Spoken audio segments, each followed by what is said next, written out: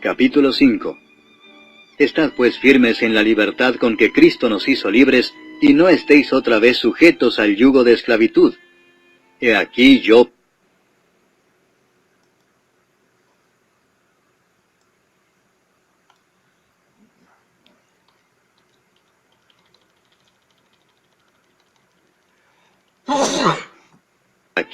Pablo, os digo que si os circuncidáis, de nada os aprovechará Cristo. Y otra vez testifico a todo hombre que se circuncida, que está obligado a guardar toda la ley. De Cristo os desligasteis los que por la ley os justificáis, de la gracia habéis caído. Pues nosotros por el Espíritu aguardamos por fe la esperanza de la justicia. Porque en Cristo Jesús ni la circuncisión vale algo, ni la incircuncisión, sino la fe que obra por el amor. Vosotros corríais bien. ¿Quién os estorbó para no obedecer a la verdad? Esta persuasión no procede de aquel que os llama. Cristo no será el Salvador de nadie que no lo reciba y confíe en Él como su único Salvador. Prestemos oídos a las advertencias y las exhortaciones del apóstol a estar firmes en la doctrina y la libertad del Evangelio. Todos los cristianos verdaderos que son enseñados por Él, Espíritu Santo, esperan en la vida eterna la recompensa de la justicia y el objeto de su esperanza como dádiva de Dios, por fe en Cristo y no por amor de sus propias obras. El convertido judío puede observar las ceremonias o afirmar su libertad. El gentil puede desecharlas o participar en ellas, siempre y cuando no depende de ellas. Ningún privilegio o profesión externo recibirá para ser aceptos a Dios sin la fe sincera de nuestro Señor Jesús. La fe verdadera es una gracia activa, obra por amor a Dios y a nuestros hermanos. Que estemos en el número de aquellos que por el Espíritu guardan la esperanza de justicia por la fe. El peligro de antes no estaba en cosas en importancia en sí, como ahora son muchas formas y observancias. Pero sin la fe que obra por el amor, todo lo demás carece de valor, y comparado con ello las otras cosas son de escaso valor. La vida del cristiano es una carrera en la cual debe correr y mantenerse si desea obtener el premio. No basta con que profesemos el cristianismo, debemos correr bien viviendo conforme a esa confesión. Muchos que empezaron bien en la religión son estorbados en su avance o se desvían del camino. A los que empezaron a salirse del camino, a cansarse, les corresponde preguntar seriamente qué les estorba. La opinión o la persuasión, versículo 8, sin duda era la de mezclar las obras de la ley con la fe en Cristo en cuanto a la justificación.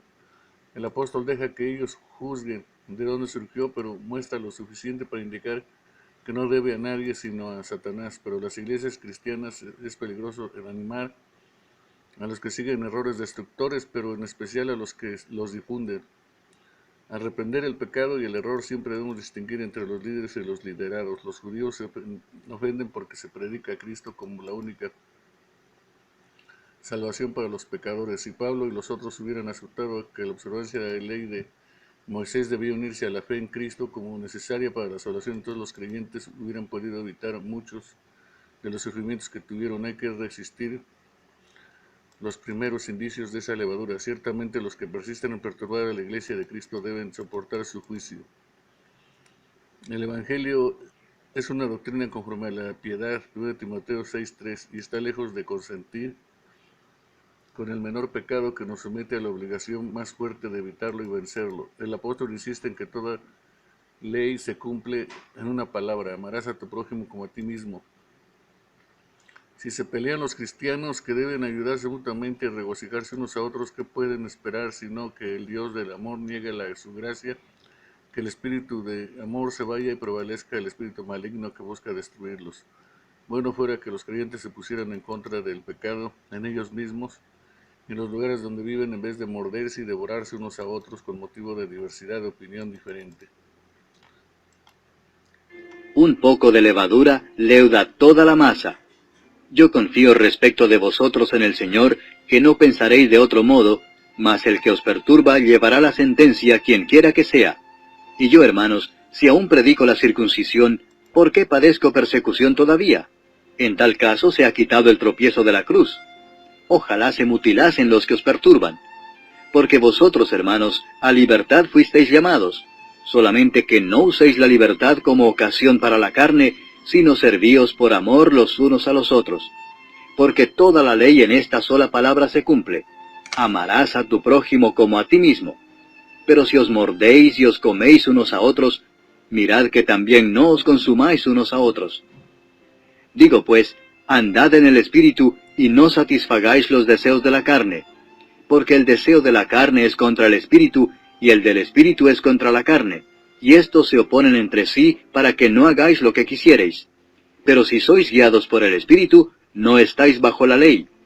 Y manifiestas son las obras de la carne, que son adulterio, fornicación, inmundicia, lascivia, idolatría, hechicerías, enemistades, pleitos, celos, iras, contiendas, disensiones, herejías, envidias, homicidios, borracheras, orgías y cosas semejantes a estas, acerca de las cuales os amonesto, como ya os lo he dicho antes, que los que practican tales cosas no heredarán el reino de Dios.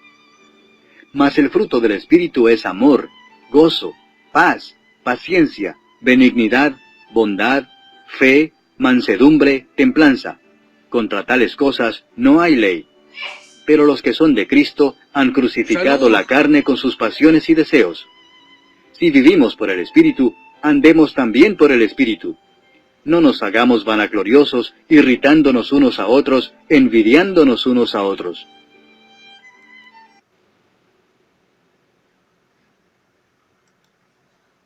Si fuéramos cuidadosos para actuar bajo la dirección del poder del Espíritu bendito, aunque no fuésemos liberados de los estímulos y de la oposición de la naturaleza corrupta que queda en nosotros, esta no tendría dominio sobre nosotros. Los creyentes están metidos en un conflicto en que desean sinceramente esa gracia que pueda alcanzar la victoria plena y rápida.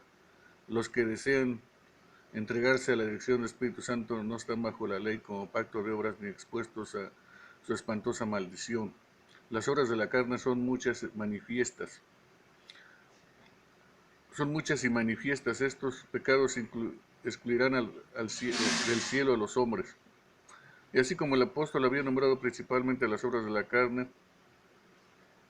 no solo dañinas para los mismos hombres, sino que también hacerlos mutuamente nocivos.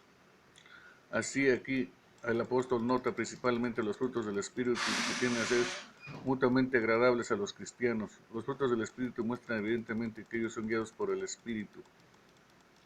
Debemos dedicarnos con fervor a mortificar las obras del cuerpo y a caminar en la vida sin desear la vanagloria ni deseos indebidamente la estima. Buenos frutos con mayor abundancia que son a través de Jesucristo para la alabanza y la gloria de Dios.